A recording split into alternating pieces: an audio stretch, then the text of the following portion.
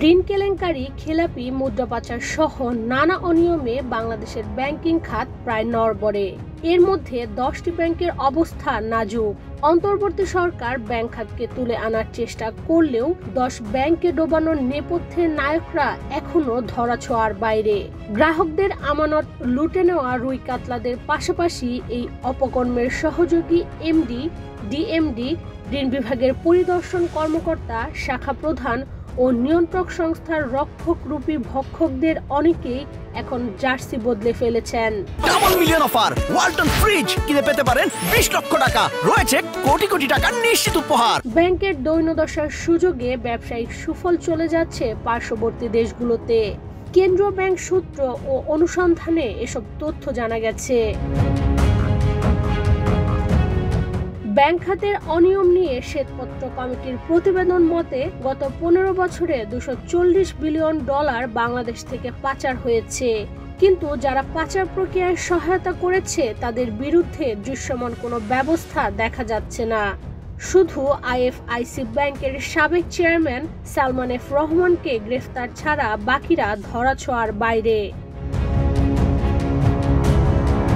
এখনো ব্যবস্থাপনা পরিচালক, উপব্যবস্থাপনা পরিচালক, সহকারী ব্যবস্থাপনা পরিচালক ও জিএম হিসেবে দায়িত্ব পালন করছে ওই পাচারের সহযোগীরা।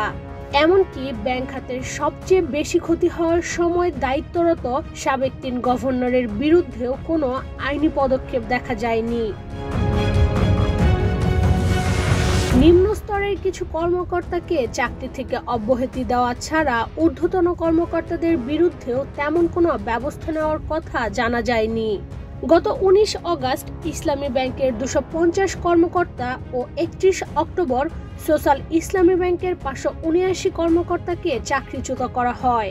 তাদের বিরুদ্ধে ভুয়া কাগজপত্র ও নিয়োগ প্রক্রিয়া যথাযথভাবে পরিপালন না করার অভিযোগ ছিল।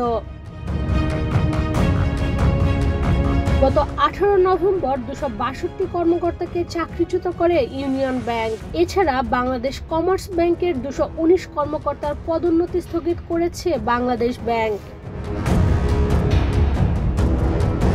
ব্যাংক খাত সংস্কারে গঠিত ব্যাংকিং টাস্ক ফোর্সের এক সদস্য জানান, ব্যাংক খাতে যা কিছুই হচ্ছে তাতে ইমেজ সংকট তৈরি হচ্ছে, বিদেশে ভুয়া বার্তা যাচ্ছে। এর মাধ্যমে আমাদের দেশ ক্ষতিগ্রস্ত হচ্ছে, লাভবান হচ্ছে পার্শ্ববর্তী দেশগুলো। আমরা আমদানি নির্ভরতা কমানোর চেষ্টায় আছি। এদিকে ব্যাংকের তারল্য সংকটের পাশাপাশি সামাজিক যোগাযোগ মাধ্যম সহ নানা মাধ্যমে অতিরঞ্জিত প্রচারের কারণেও আতঙ্ক ছড়িয়ে পড়ে। ফলে অপ্রয়োজনে টাকা তুলতে শুরু করে গ্রাহকরা। এতে নির্দিষ্ট কিছু ব্যাংক গ্রাহকের টাকা ফেরত দিতে না পারলেও তুলনামূলক ভালো ব্যাংকে আমানত বেড়েছে। ব্যাংকের স্বাভাবিক কার্যক্রম পরিচালনার জন্য মিডিয়া ট্রায়াল নেতিবাচক প্রভাব সৃষ্টি করবে বলে মত সংশ্লিষ্টদের। বিশ্লেষকরা বলছেন, এসব কারণে রপ্তানি কমেছে যুক্তরাষ্ট্রে।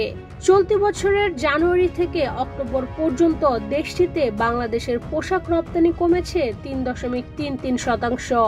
এর বিপরীতে ভারত, পাকিস্তান, ভিয়েতনাম ও কম্বোডিয়া থেকে পোশাক আমদানি উল্লেখযোগ্যভাবে বেড়েছে।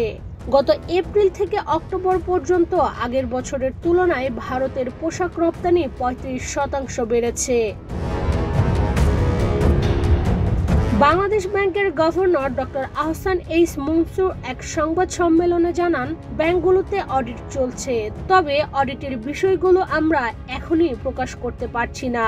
গ্রাহকের স্বার্থ রক্ষায় আমরা সবকিছু করছি। ডেস্ক রিপোর্ট, বাংলাদেশ প্রতিদিন।